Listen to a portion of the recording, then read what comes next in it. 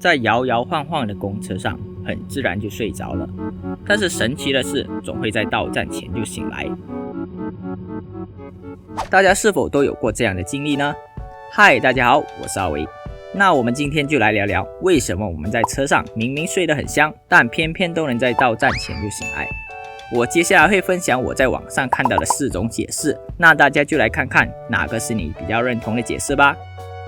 哦，对了，在这之前也记得在下面按个赞和订阅我这个小频道。看完后如果觉得有趣的话，也记得分享出去哦。好，我们开始吧。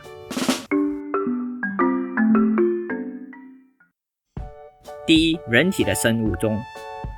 人体里有个无形的闹钟，被称作生物钟。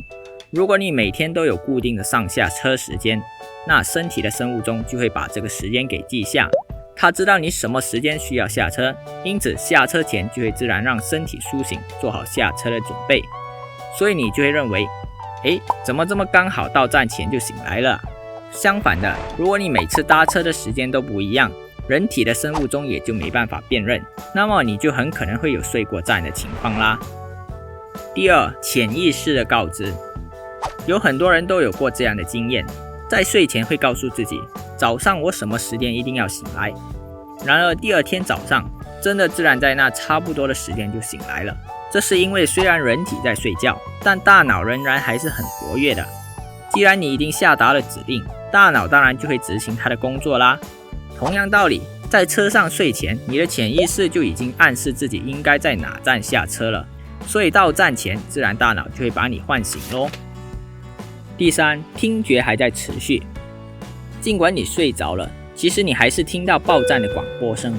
事实上，人的听觉会选择性关注，也就是说，你在一个吵闹的环境中，也许是多人的派对上，或是哪个朋友的聚餐中，虽然旁边有不少的谈话声，但你仍然还能把注意力集中在某一个朋友的说话声，并忽略其他人的谈话内容。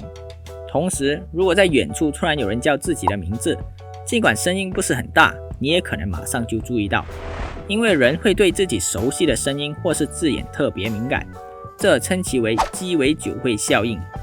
你可以想象，如果你在睡梦中，有人在你旁边说吃饭了，你也不会因此而被唤醒，是吗？如果他是个吃货呢？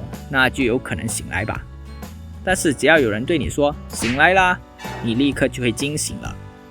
所以当广播提到你想要下车的站时，你自然就会听到以及被唤醒啦。第四，没有深度入眠。最后一个说法呢，就是我们其实没有深度睡眠，每到一段时间我们都会醒来查看一下是否到站了，如果还没有，我们就会继续入睡。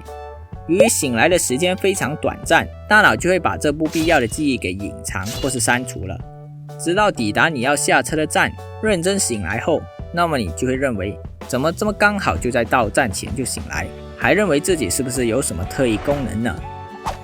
这就是以上4种解释，你认为哪个比较合理呢？在下面留言你的看法吧。还有，如果你是在非常疲惫的情况下，以上这4种解释都不管用，而你会睡过站的几率就会非常的高啦，所以还是有正常的作息会比较好啦。好啦，如果你觉得这集影片不错的话，记得在下面按个赞。如果你也觉得这集对你有帮助的话，记得分享给身边的家人朋友。最后当然是订阅和小铃铛啦，那所有好玩又有趣的小知识就会第一时间通知你咯。我是阿维，那下集见。